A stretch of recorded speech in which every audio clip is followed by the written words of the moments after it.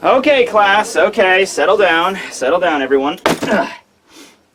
Alright, so let's go over the homework from last night. If you recall, the question I assigned you all was, how do you hope to defeat an opponent that is hideously broken by the author that has the abilities of omnipotence and omniscience? And for bonus points, how could you conceivably hope to get one up on somebody that can not only see into the future, but can also change it and manipulate it to their will?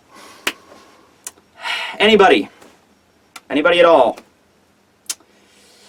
Come on, people, you gotta give me something to work with here. I don't even know why I assign a textbook if no one is gonna do the assigned reading. Yeah, but we barely use the textbook at all, and you know how much money those things cost? They just serve as an increase on a college student's debt. Okay, Michael, you get an F, so get the fuck out. Anyway, I have discovered a way to do it. I actually did the reading, and I figured out a 4-step plan that should be able to defeat Yuha Bach with no problems. So listen up. Okay, so step number 1, you're going to want to get 3 of the smartest people in Bleach together in a room. You're going to want to get Uehara, Aizen, and Mayuri all in a room together. Hopefully they won't try to kill each other, and they'll cooperate, and that'll lead into step number 2. They got to crack the god nut. See, no matter how strong you are, Yuha has absorbed the Soul King, so he's on a completely different level beyond anything that we've seen in this series. The only things that may get close are God Aizen and, Dongai Ichigo, but we don't even know where the levels were compared to the actual Soul King, and the Soul King, as we can see, is something else altogether. So you gotta get those 3 in a room, and they gotta figure out some way to channel that God power, maybe into like a pill or a serum or something, and they could just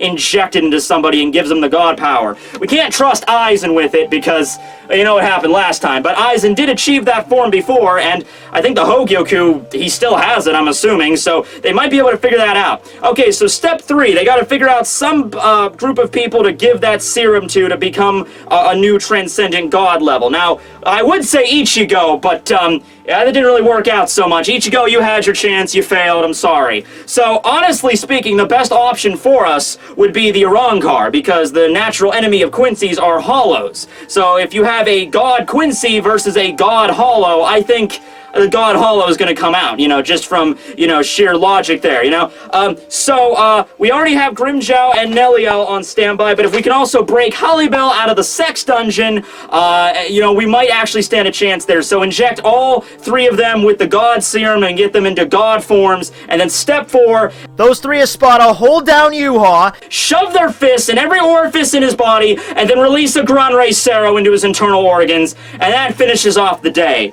Of course, at this point, you have a god-powered Grimmjow running around, which many would think might be worse than having Yuha, but at the end of the day, Yuha is defeated, and that was the answer to the question. Yeah, okay, but that doesn't make any sense because... Class dismissed!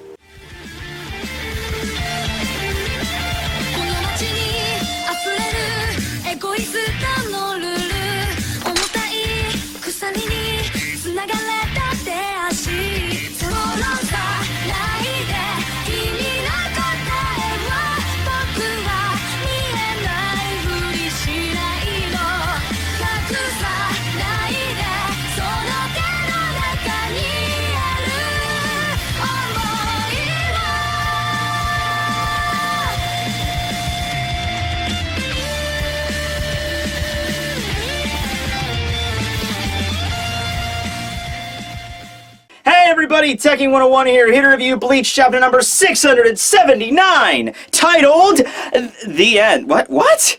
The End? Are you serious? This is it? Aw, man, that got me. Come on, Kubo, you didn't even give us a few weeks' notice before you were gonna end this? Man, Naruto gave us, 15 chapters before chapter 700, they gave us a heads up, like, hey, by the way, guys, the series is ending soon. Man, I was gonna rent out an auditorium, I was gonna get dancers, I was gonna have some crazy puppet show starring Ukiura and Orihime. It was gonna be this really elaborate thing. The last Bleach review from Tekking101. I was gonna fucking hire fireworks. Not just shitty fireworks either, illegal fireworks were going to be present at this show, but didn't have time to plan, so whatever, I guess we're ending this shit now, old school style. Alright, so chapter starts off with Yuha stomping toward Ichigo very ominously. The Almighty is not the power to see the future, it is the power to change it. Alright, before I even continue, before I even read the rest of this page, I'm going to say the word despair appears at least 3 times. Do not be alarmed. It is no different than the powers that you both possess. Oh my god, please don't tell me you're going down the road with it, Kubo. If you make Orihime out to be the saving grace of this series, like, oh, by the way, speaking of you, Ichigo, no one gives a shit, but Orihime, she was the goddess all along. That's why her name has princess in it. I'm Kubo, I'm so clever! No, he doesn't really mean it like that. In fact, I think Yuha is pretty much just making fun and chastising them both right now of just how screwed they are. He mentions that both Ichigo and Orihime, as well as everyone in that regard, well, everyone that's not Yuha, does have the same ability as him, just on a smaller level. He states that they are unable to influence anything more than the one instant that exists before your eyes. I, however, can influence and change, you know, just the entirety of fate of what I've seen. You know, that's just my minor little power. Just a slight little difference between yours. So basically he's saying, like, normal human beings do have the same power to kind of, like, shift the track of fate, but we can only do it to things that are, like, directly in front of us, that are happening to us directly in the present. And even in the sense that the present is sort of a subjective term when you really think about it, because you're constantly moving forward in a stream of the future. You know, I can't say this is the present, because as soon as I said that was the present, that was the past, and this is the future. Fucking mind-blowing, right? But the point is, yeah, we can manipulate things, we can shift the track of fate, but it's usually for things that don't really matter or are menial. For example, I can choose to loosen my tie right now. There, I just jumped the track of fate. Right now, there's another universe where Tekking decided not to loosen his tie and he continues onward. Or, I could choose to eat this cookie or not. But I'm not gonna do it! So there, the track of fate has been shifted again. There's another version of me that's eating an Oreo right now. Probably enjoying it. Damn, I wish I was that motherfucker. Or, I don't know, I could decide to go feed my fish right now and stop the review entirely. Actually, shit, I don't think I fed him this morning. I should probably go do that, actually.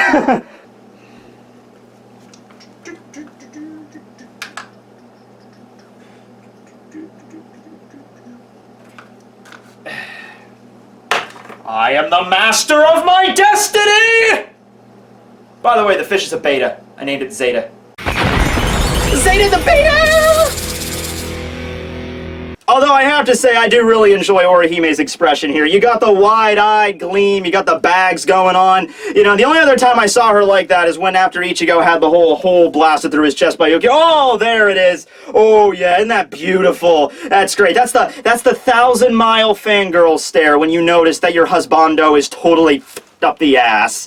Oh, and just to put the icing on the shit cake, just to jam the spiked iron dildo up Ichigo's ass even further than it already is, Yuha has to say this line. Oh yes, Ichigo, of course, you were able to overcome despair up to this point. But you want to know the reason why that is? You want to know the reason? Well, the answer is because it's quite simple. You weren't fighting me those times, bitch! I love that. Just like, yeah, you were able to beat everybody else, but everybody else ain't me now, is they? Oh, yeah! Rates Ichigo even more. He kind of just sits there making fun of him at this point. He's just like, go on, Ichigo, try to change the future. Just try to manipulate it. Just try to see what kind of future it'll be. And then I will chop it in half with my fucking sword. And then you will really know despair.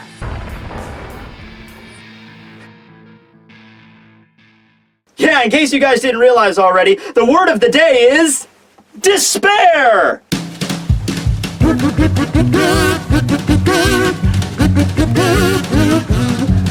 Pee-wee's Playhouse reference? Anybody? No? Alright. Guess we'll just keep moving on then. Now, Ichigo, as we all know, has a few ways of rebuting these kind of things that happen to him. We've seen it before, you know. Whenever a character starts shit-talking Ichigo, you know, normally the first time it happens, he just kind of strikes the really serious expression like, I ain't gonna help, I'm gonna let you kill my friends or some shit. But it gets really bad. Ichigo doesn't really have a mechanism on how to handle it, so he either, honestly, most of the time he just, you know, freaks out and just starts screaming at the heavens. A few times he'll just break down crying, as what happened with Ginjo and Tsukishima. After that whole thing with them, after he had his you know, all his friends turned on him and everything was like falling apart at the seams, Ichigo's just like, I don't know what to do anymore, and he just started crying. I wonder what we're gonna go with here. Oh, a scream. Okay, yeah. So Ichigo just, breaks down and just starts screaming to the sky, right, of course. It's funny because you go back just 3 chapters and Ichigo was having this really confident expression on his face. He looks over to He-Man, he's just like, yeah, girl, check me out. I'm hollified. I'm gonna take this guy out, no problem. We're all gonna go get some ice cream. How about that? Okay, 3 chapters later. Oh god, I'm gonna die. I'm sorry, Oribe. He's gonna cut off our heads and then stick them on pikes over his fireplace. I'm sorry for defying you, oh Lord God. Alright, well, the whole Ichigo screaming thing's probably gonna go on for a while, so we should probably cut over to see what's going on with Uryu and Hashwolf. We cut over and we see Uryu on the ground, yeah, still beaten up. It's remarkable how every time we cut back to Uryu and Hashwolf fighting, it's very clear that Uryu has no hope. Like, the first time, it's like, I'm a little bit beaten up. Second time, he's in a pool of his own blood. This time, a pool of his own blood again, except, he's bleeding so much, his white outfit might as well just be, a crimson blazer at this point. He still has the cool new bow he manifested, but didn't seem to really do much of anything. Hashwolf's calmly walking toward him, stating, "My script is the bee." Oh, is this the chapter where we finally find out what Hashwolf's power is? Man, that's cool. Yeah, we never actually found out what it was, even way back in chapter, I think 543, when a lot of the Stern Ridder's powers were introduced. We found out about, Bazby, I mean, not the powers, but their letters. We didn't find out what it was, and here we go with Hashwolf's. Now, I'm assuming the balance, just like, what is it, not 100% of the rest of the Bleach fandom, so let's see if it's the balance. Oh, hey, look, it's the balance. Yeah, we totally didn't see that coming, although he has a spiffy new shield now, so that's neat. Alright, so here's how this thing works. Basically, Jugram has a sphere, or like a perimeter around him where his ability is affixed to. And anybody that enters that sphere, he can basically move and shift around the good fortune or the luck that each of those people has, and he could redirect it at his will, basically. So in this situation where we have Uryu and Hashwolf fighting, any misfortune that would fall Hashwolf, he can redirect to his shield, which has now appeared. I really don't know where he was keeping that thing. Hashwolf never has been shown to have a skill in gathering Reishi together, so I'm just going to say that it's the ability of the balance. He can just, whenever he truly activates the balance ability, his shield just manifests with him, I guess, because, it's probably not a Reishi weapon, because he can't do that shit. But, yeah, so any misfortune that befalls him gets redirected to his shield, which is called his great. Okay, I guess it's time for another segment of Tekking Sucks at German. Alright, I'm gonna go with Freyundschild? Da! Scheiße!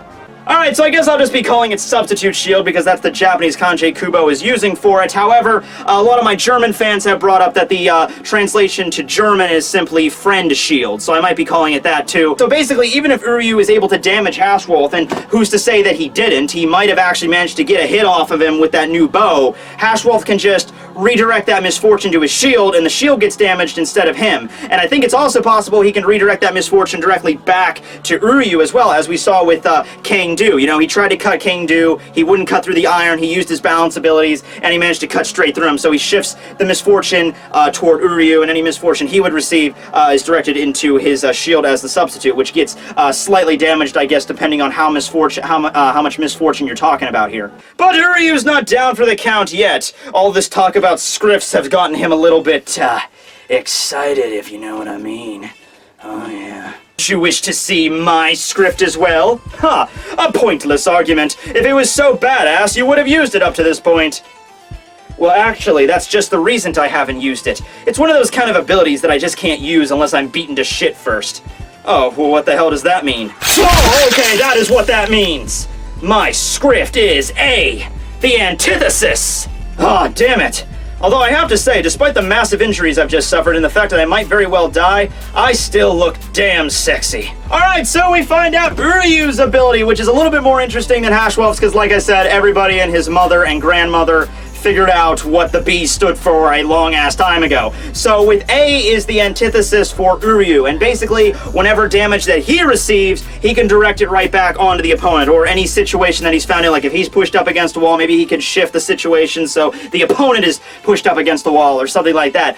You know, once again, seems like a pretty OP power. I know I've been using OP a lot. We've been throwing out all the OPs. By the way, did you read One Piece this week? I felt like, it was alright. 5 out of 10. I don't think I'm going to review it. But yeah, using this power, he redirected the damage to all the injuries and wounds that he had, disappear from his body and get shot directly on Hashwolf's body, and it doesn't seem like his balance power did anything to really negate that. The shield didn't get damaged at all, and Hashwolf is bleeding pretty damn profusely. Now, this brings up something that I need to discuss, and I brought this up in the Stern Ritter Index as well. You should probably go check that out. I did a whole complete version of that as well. But it's the question of how does the power transfer from Yuha to Stern Ritter work? Is it like Yuha is sitting up there on the throne and he's like, I bestow the power of the Antithesis onto Uryu Ishida? Or, other option, is it, I will carve the script of A into you and you will awaken your own power through my means. I'm not giving you the Antithesis, I'm just giving you the potential to awaken the Antithesis. I don't know what power you're going to awaken, but I'm just giving you that potential. That's what his ability might be, I think. And you know what? We don't really find out much more about how it works. All he says is that if the battle is, it can only work on 2 people, and he can reverse anything that has happened. Anything that has happened. He doesn't talk about injuries, he doesn't talk about anything specific, he just says, basically, I can rewrite this battle, so anything you did to me or any position I was put in, I can redirect to you. So we don't really know the full potential of this, we don't really know that, but we'll see. You might be the only person capable of opposing His Majesty's power. Although Uryu is a little bit hesitant to accept this notion of like, oh really, Hashwolf? My sworn enemy that's the right hand of Yuha? You think I can use this power to defeat Yuha? Well, I better go try it out. You know, Uryu is just like, oh, what are you doing here, man? Are you trying to fuck with me? Like, what's going on here? Because Hashwolf's like, yeah, use that power. You could totally win. And Hashwolf just says, like, oh, well, you know, just take from what you will what I just said. I'm simply saying that I must stop you right now for that very reason. So Uryu decides to do the thing that he really should have done, you know. Okay, Uryu, I'm just gonna throw this out there. Alternate to your plan, you know, shifting the timeline on your own path of fate, as it were. Let's go through this again, alright. I'm gonna be playing the part of Uryu. Okay. Oh, man! I'm so battle damaged by Hashwolf's attacks, I can't hope to defeat him now. Oh wait, I'm going to activate my Antithesis power. Flip! Now I'm playing the part of Hashwolf. Sucked! Oh man, I'm bleeding, what the hell's going on? Now I'm back to Uryu. Suck it, bitch! And then just run away! That would have been a much better move, Ishida! Way better! While Hashwolf is, like, distracted by erupting blood and cuts and bruises all over his body, the time that you spent standing there like, this is my script! You could have hightailed it the fuck out of there. I'm just throwing that out there, going back to the whole, you have to explain your powers, because it's like the codex of the higher order of manga. It's like you have to obey the laws, you know, no matter if you're an enemy, or if you're an ally, if you're good, if you're bad, you have to obey the law. No matter what your power is, you gotta explain it as it's happening. Because that's just rude otherwise. Okay, so with that being said, as Uryu is beginning to run away, he begins to erupt blood once again. It seems like all of his old injuries are back, and he face plants on the ground.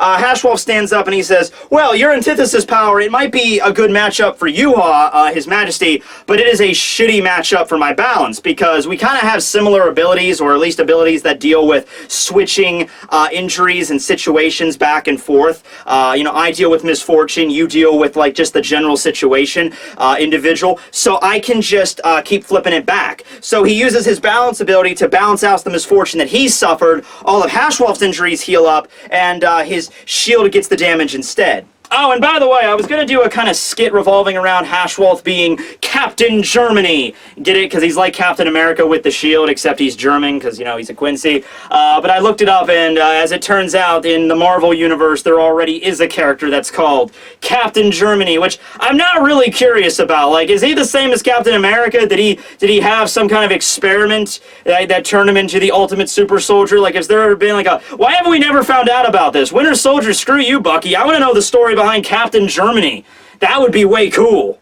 I can disperse any misfortune into my friend shield. Don't you know what that means, Uryu? That means you can't hope to defeat me and you will lose because of my friend shield. Wow, Hashwolf really likes that friend shield. I'm starting to think that shield might be more than just a friend, if you know what I mean.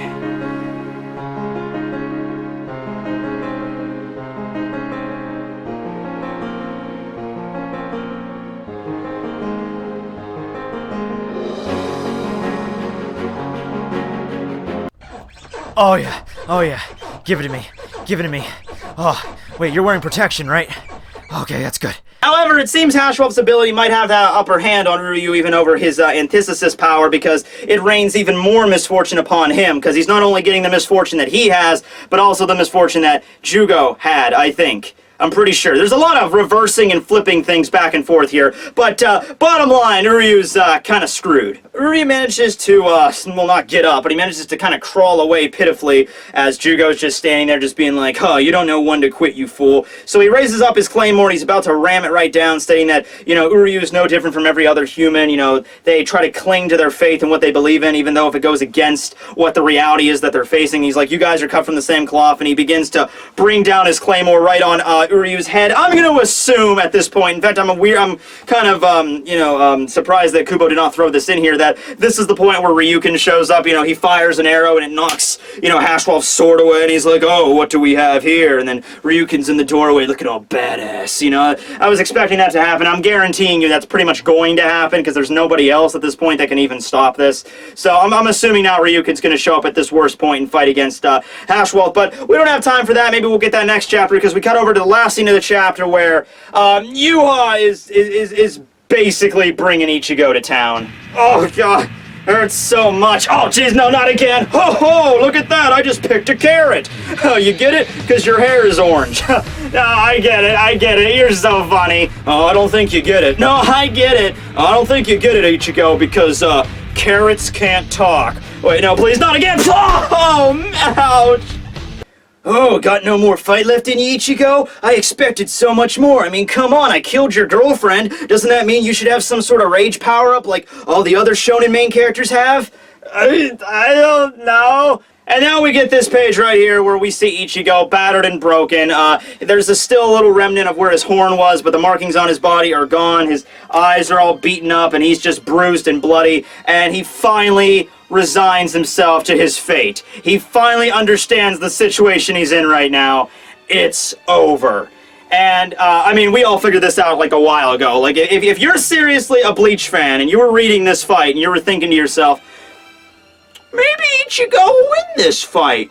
It's possible. He's got hollow powers. He might be able to do it. No, sorry to tell you, that was not how this fight was going to go. If it did go that way, you know, Kubo's got some major problems there, because Ichigo had, like, no chance here. Ichigo's strong, don't get me wrong, but Yuha, completely other level, on top of a mountain, okay, and Ichigo is just like the little tiny hill. You know, that's all you got there. Orihime looks, well, defeated, unconscious, in a coma, dead. I don't know. Pick one. You know, Yuha probably did something to her off screen. Ichigo realizes, yeah, my sword has no effect. It's over. To which Yuha just drops him down like Raggedy Andy, and he's just like, well, Ichigo, I thought this was going to be more of a fight, but I guess you managed to kill my boredom for a little bit. But it's time for you to perform your final duty. It's time that the power I so generously grant you return to its rightful owner. So he reaches out his palm on Ichigo's face, to which the markings of his blood appear, like the markings of blue vein appear on Ichigo's face, as I'm assuming Yuha is going to do his holy selection, or his Ass One. He's going to absorb the power back into him, kind of the same thing he did with Masaki and the other Quincy. He's going to take the power in Ichigo and rip it out of him.